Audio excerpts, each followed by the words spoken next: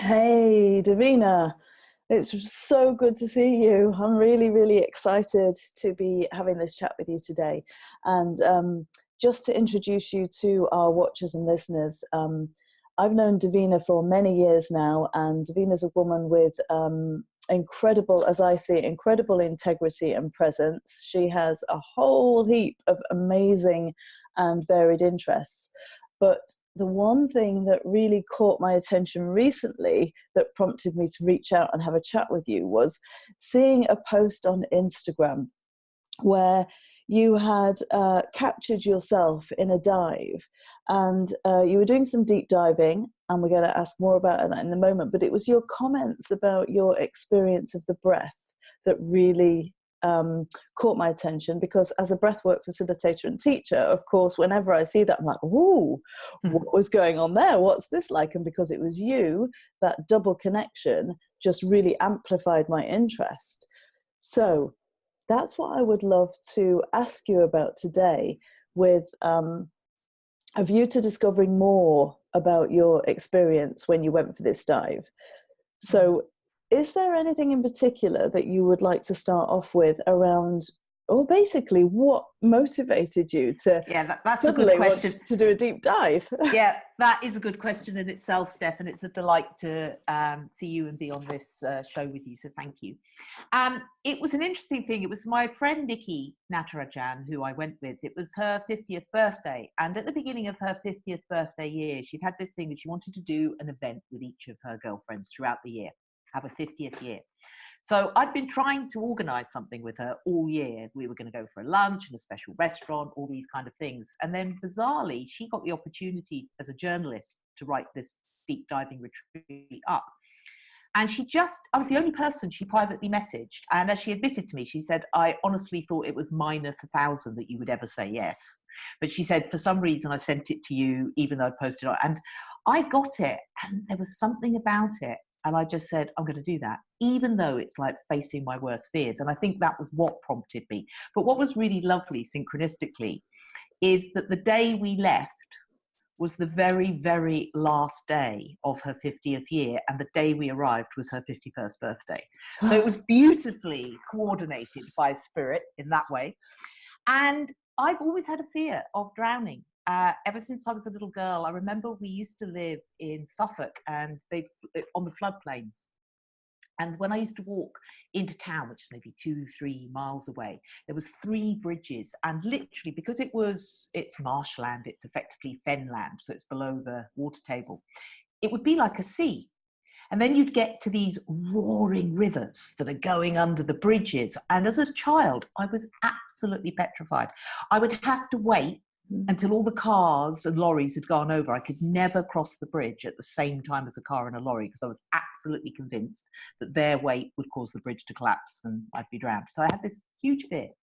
My ex-husband used to love scuba diving. I can't imagine anything worse. It was like the thought of it. So it's like, yes, darling, you go off and do that. I'm going to sit here and read a nice book, thank you, on my sun lounger on terra firma. I like terra firma. So this was a real facing of fears. Now, I'm moving my entire life to Peru next year, and that's a huge, enormous fear, following spirit. I've always been a mountain shaman, never really a jungle shaman. So the jungle, of course, is saying, well, we've got something to say about that. I think you need to come and visit us. So now I'm fully embracing that. So partly, I suppose, yes, it was celebration of my friend, but partly the reason of saying yes was to almost preempt and face some fears before I go and face my biggest fear, to go and be with the creepy crawlies, if you stay still too long, they eat you, kind of fear. So it was that, but it was a very different experience in reality to anything I could have imagined of what would come up. So I can swim, but I'm uncomfortable in deep water. I don't like being out of my depth. I'm very unsure of myself in the sea. I will, stay where I can touch the ground, if preferably. So what was beautiful about this, free diving immediately attracted me because there's no kind of claustrophobic feeling of having to change your snorkel and mask and everything like that underwater. I like the idea of no tank, of just being with the ocean. That really appealed to me. So already it was a big challenge just saying yes. but it was a clear body. I'm doing everything at the moment, Steph, by body dowsing. this is my new go-to. Don't think, use your body. Your body You knows mentioned best. that. Yeah, Yeah. it's brilliant. It's brilliant. It's actually much better for me than pendulum dowsing, because you can override the pendulum, I think. But what I've discovered is I can't actually override my body's response. So even when my mind is saying yes to something, my body will still douse no. Yeah. And vice Super versa. interesting. Yeah, as a body worker, really want to train people to listen, and a breath worker, really want to train people to listen to their bodies. Yeah. So what was fascinating in terms of the theory of what I discovered originally about this process is, and the woman that trained us, it was very intense. There was 2 trainers and 2 of us, so it was really one-to-one. And it needed to be that in order to be able to feel safe enough, I think, especially for me. She's a Kundalini yoga student and a freediving world champion. And she did it through meditation, breath work, and yoga. Wow. What's her name? Sara Campbell, Sara Campbell. I think she's 4 world record holding. Wow. For freediving. And she did it in like 9 months. 0 to hero, 0 to hero. And she basically, everyone has wanted to know her techniques because of how she did that, because the most people with freediving, it's about getting fit. It's about building your cardiovascular supremacy, etc. But she's taken a completely different approach, and it's all through meditation and breath. Wonderful. And she's gone further. It's unofficially, she's the deepest woman to have done a freedive, 104 meters on one breath. I mean, it's extraordinary. Wow. That's extraordinary. Yeah, especially when you especially when you think. And of course, it's really funny, because I said to her, but how do you know when to turn around and come back, that you're not going to run out of breath? Oh, exactly. And of course you don't. That's the last question you ask. It's like your body knows. But there's such a trust level that you have to build to get to there. So her first theory lesson was explaining to us that, of course, we've all spent 9 months in the amniotic fluid, which is very similar to the ocean, that salty liquid. And if you look at certain evolutionary theories, we come from the sea, we come from the ocean. So deep in our human limbic brain, in our psyche, we have what's called the mammalian dive response. It's something our body knows but has lost the wisdom of.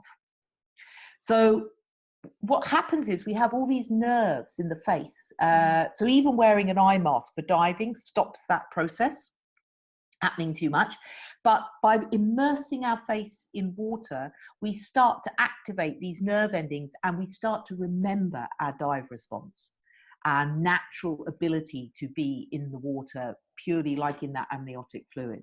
Can I make a quick interjection there? I've got a question. I want to come back to that. But in terms of training one's breath to be able to have breath retention and practice more, could somebody do that just over their sink, immersing their face in a bowl of water, and then practicing how long they can hold their breath for without actually going into the sea? Does it still work?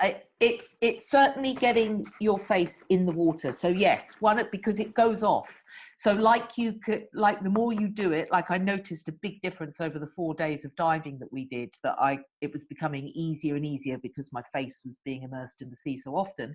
And of course it goes off when you stop doing that. So yeah, if you wanted to continue the practice, it would be good to add some salt to the water. Great. Something about the salty content somehow that obviously increases that mammalian response. That's what we understand. It's salt water, both in the amniotic fluid and in the sea. Yeah, and I asked that question because some of our watchers will not be contemplating free diving and deep diving, but may well want to experiment and explore the breath and where that can take them. So thank you. That's great. Great tip.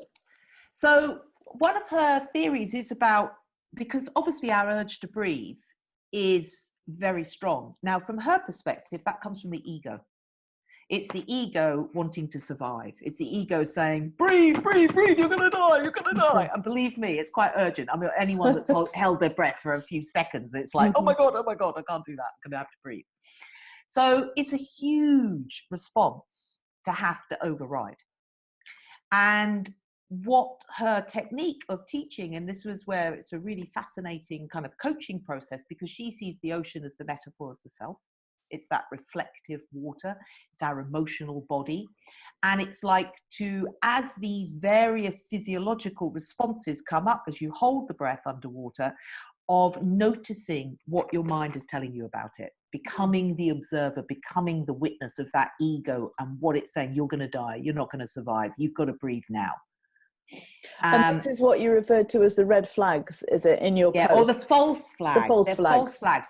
So this false flag thing is what happens when we first begin. And honestly, we did a breath hold in the classroom, and I think I probably did about 45 seconds, just to straight off breath hold. Not really, we didn't do much prep for that. It's just what you can do. That's your kind of baseline. Yeah. Then when we first, and so what happens when you first go hold your breath, you're actually full of oxygen. You're kind of that, but your oxygen starts to go down and your CO2 levels start to rise.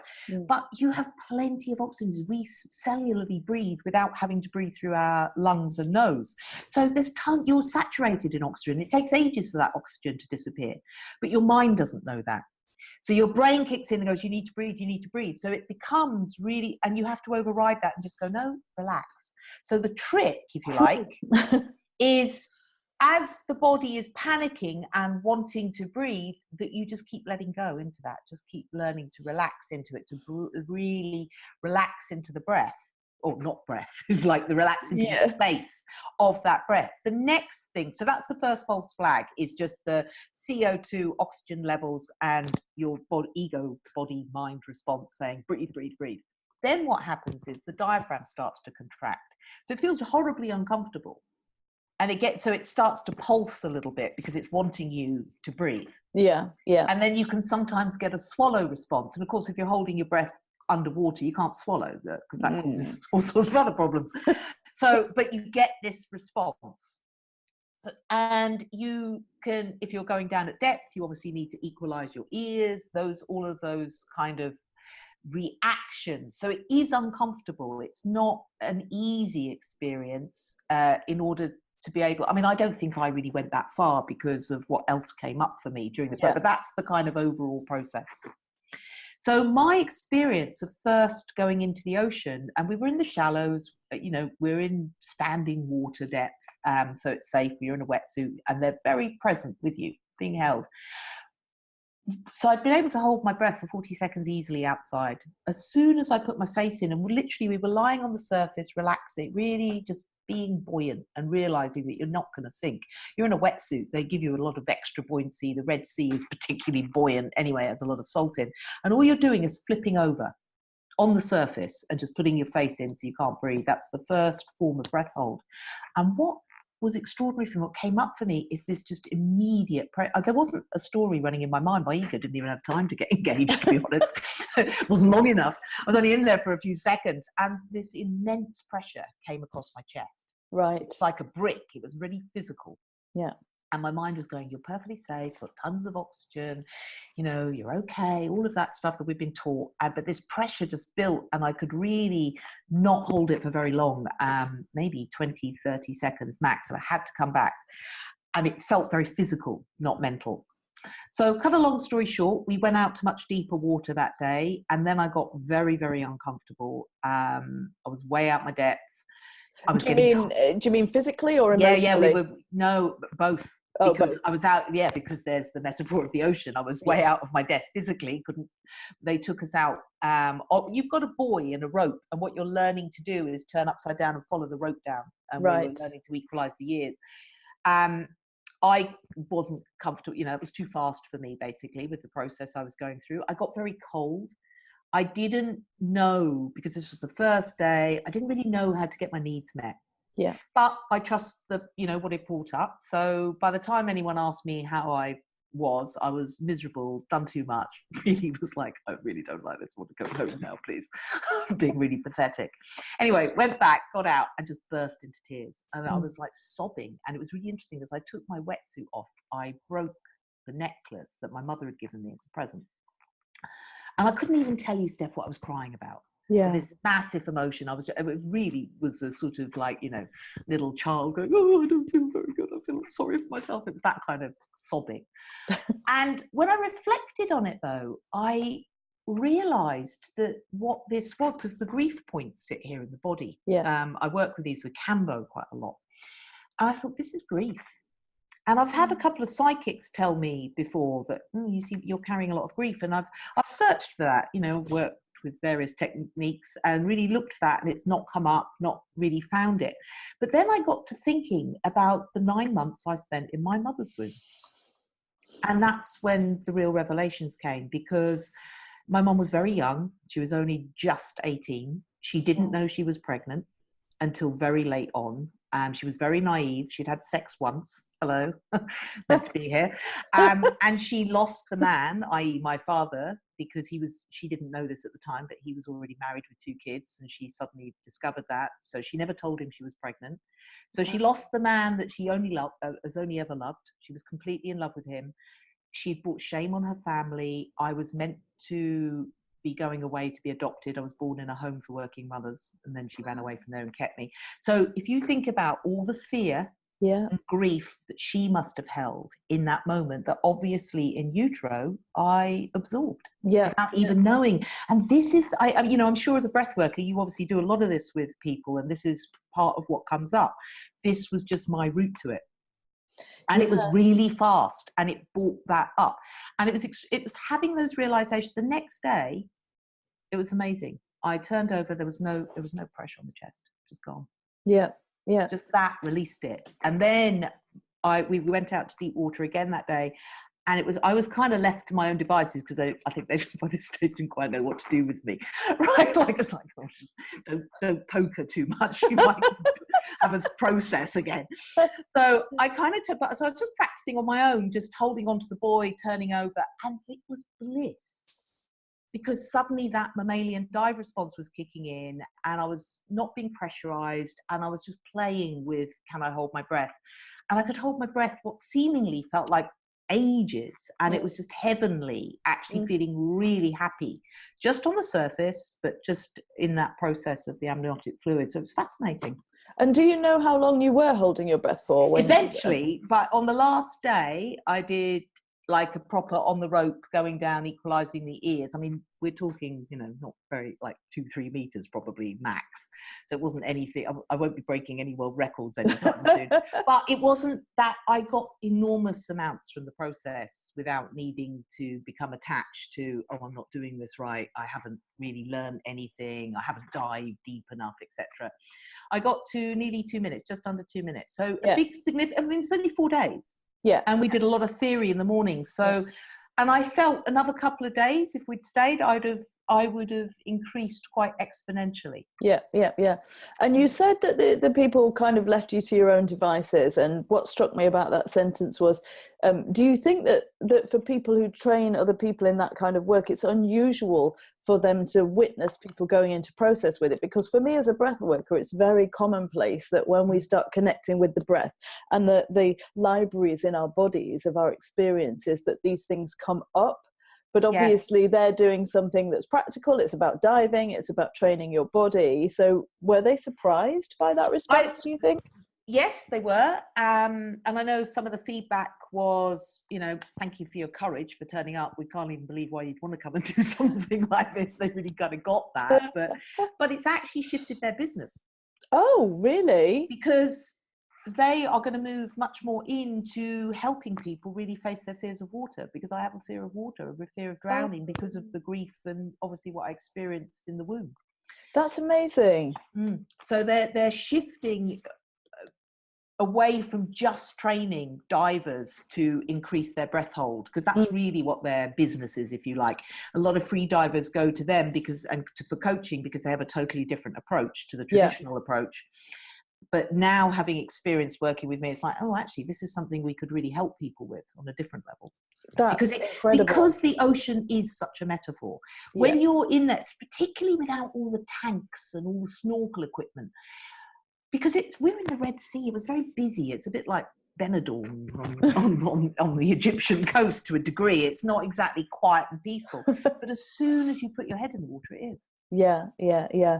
I've only once done snorkeling, and it is something very magical, mystical about it, you know, and that was near the surface. And but just kind of having that reverse perspective. And, you know, I know that you're somebody who's very connected to the elements through your shamanic work. And, you know, water is such a powerful element and representation of emotions and that inner world. So commonly in my breathwork practice, people do go to those places of prenatal and pre-birth experience of being in the womb. And of course, the mind then wants to rubbish that and say that we've made it up, and wants to say that, well, you're probably just being fanciful, because we can't conceive in that rational mind of having an awareness that comes from pure sensory experience. Yeah. And so immersing yourself in that brings it back. And it's interesting because in my astrological chart, I have no water. Really? It's my kind of missing element. So I have to consciously work on that. Yeah, I'm very earthed. Right. Very grounded, but not like quite stuck in that sense. So yeah. It takes, you know, so again, that it's not my natural element to go to. I have to work to go towards water. Yeah. It's where the balance needs to come in. And have you found, since you got back and since you had that experience, either any desire to repeat it or any kind of deepened interest in the breath, or was it just an experience that you've had and then you parked that up over there somewhere? No, I think it's released something quite genuinely. I feel I've had different responses to things. I'd been waking up with quite strong anxiety because of this big major move, thinking, gosh, you know, am I really going to do this, or am I just being nuts? You know, like one has to question one's sanity every now and again. It's a good thing to do. So I've been waking up with that, and all of that went. So I've been really quite noticeably more peaceful inside as a result of doing it. I feel like it was even though I took baby steps, really, I felt like it was a huge achievement for me personally. Yeah. Interestingly enough, in this process of, right, I'm going to do all this work to face my fears before I go to Peru, I ended up doing a very intense womb healing session just shortly after that, which again felt related and another level of that clearing. Right. And yes, I'm aware of my breath. You know, I do breath work consciously. You know, working with shamanism, you have to really. It's part of that practice. Yeah. So I'm very conscious of my breath. But what I'm more interested in is playing with breath hold, just generally. Yeah. So doing more breath. I mean, I'm much more conscious of. I suppose I've always been aware of conscious breath. So like I'll pause regularly throughout the day and just take a breath consciously, and maybe breathe in something good. Exhale what I don't need anymore, something like that. But I've been more conscious of retention of the breath and doing more practices of practicing that retention. There's in the particular Andean tradition that I work with, there's a 20-20-20 breath that allows us, it's quite tough to hold it for 20, 20 and 20. So literally one breath a minute. Okay. Like, or one complete breath. One cycle. Breath cycle per minute, which is pretty slow. 20 in, 20 hold, 20 out. Yeah. 1 minute. Okay. Yeah. Interesting. So, and it's meant to help you reach the kanchai, the higher light energies, the more spiritual sort of realms. But it's quite tough to do. Yeah. Yeah. Unless, you know, you're a breath worker and you're doing it regularly. So I'm noticing that it's much easier for me to achieve that, having done the dive response. Oh, that's really interesting. And I actually don't think being a breath worker and doing it regularly, well, yes, we can certainly develop practice, but I know, for example, Sarah, who you know, my friend, she can hold her breath for phenomenal amounts of time. And she just seems to have this ability. And at the Wim Hof Expo, there was a 70-year-old woman who breath retained everybody in the room, you know. See, and I run out at 45 seconds like you generally, and I'm working on practicing it. And you were about to say something. You done? Yeah, no, because I wanted to bring up Wim Hof. I love Wim Hof. Yeah. I find him fascinating, and I've done a lot of his. Now, his basic breath technique I've been working with anyway, but they don't use. I was interested in whether she would use that, because on the dive thing, because obviously working with him, I can hold my breath for infinitely longer doing his exercises. And I really love the fact that it's so fast. You can show somebody, it's brilliant to change someone's mindset. Yeah. It's like, right, you didn't just go, you know, like, because if you get someone to do press ups on a breath hold with him, they can do far more than they do it cold. Yeah. And they've done it it's like, you didn't go to the gym and get that much fitter in the last 10 minutes. So what's the shift? There's how you can change your mind. Great metaphor. I love his process. But I was interested, they don't do anything like that. They don't really use particular techniques other than this observation of the mind and just working to let go of, you know, to override your body's panic response, really. Yeah, it's so interesting, isn't it? Because there's so many different approaches to kind of like, because we do have to become the witness, I believe, of our process, of our mind, the chatter. Certainly. You know, that's like key into presence, and presence is key. And at the same time, what I love about Wim Hof personally is that he reaches a lot of people that normally, maybe all the gym bunnies and all the macho men that kind of want to just get fit and get that stamina. But at the same time, what he teaches is deep listening to the body. And, you know, when Sarah and I were there seeing him, we were just like, wow, he's teaching what we teach, you know. Exactly. And I went thinking, oh, yeah, he's just going to be very yang. It's all about pushing and overriding. And it so wasn't.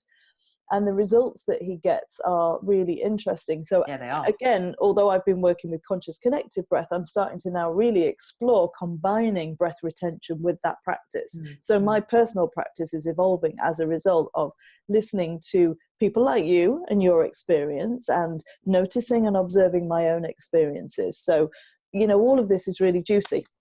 And I think Wim Hof has also shifted because he, like you, like Sara Campbell, through working with me, everybody is realizing like, oh, wow, working the breath is not just a physical experience. It's not just going to make you fitter, etc., etc.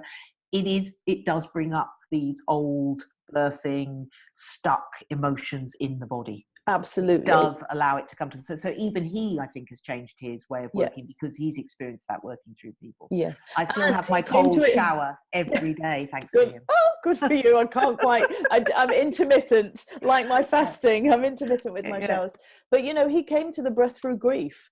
So it's interesting that links full circle. Yes. After his wife's death. Yeah, of course. So it comes full circle. And, you know, people get driven, and sometimes they get driven by things that they don't even really kind of they're not fully cognizant of what it is that's driving them, but they're following that call and they're following that pull, and then it leads them into something incredible, which is how I found the breath really as well. But anyway, that's a whole nother conversation. And what I'd really love to give you the chance to just share, because those of you, the people who are watching who don't know you, won't know that you're about to pack up all of your work and go off to Peru, into the jungle, as you mentioned at the beginning of the call. Would you like to share anything about what you're doing and what you've got on, and how people can connect with you? Thank you, Steph. That would be lovely. Yes, this is a massive life shift. Divestment of 35 years of teaching, workshops, being a Hay House author, all of that just all on the bonfire last week, pretty much. And literally embarking on an adventure. I mean, Spirit, and it is really Spirit-led this. Spirit simply said, you need to come here and broadcast from here. How I'm going to do that with no electricity, no Wi-Fi, deep in the rainforest, in the eastern part of Peru, I have absolutely no idea, but I'm trusting that Spirit's going to show up with something when I get there.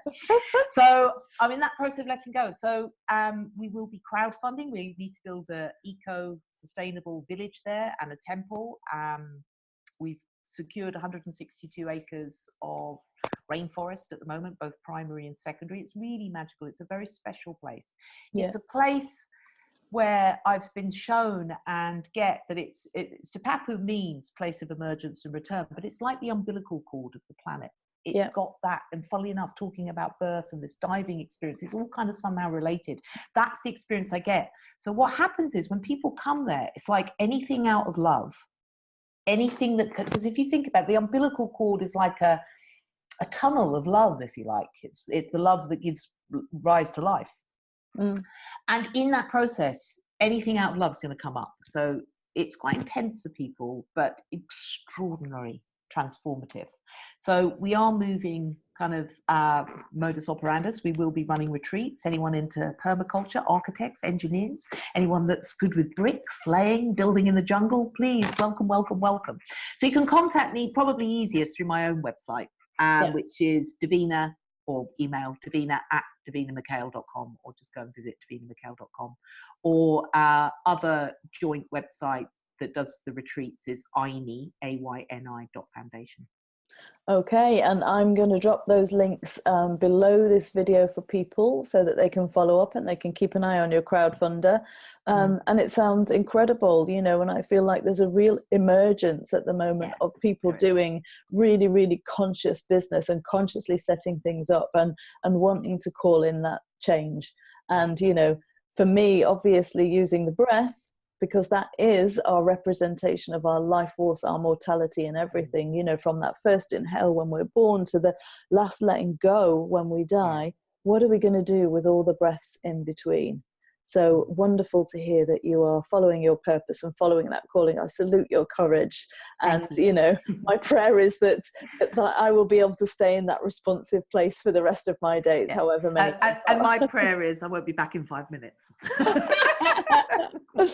Well, if you are, and if I am, I am. Being back.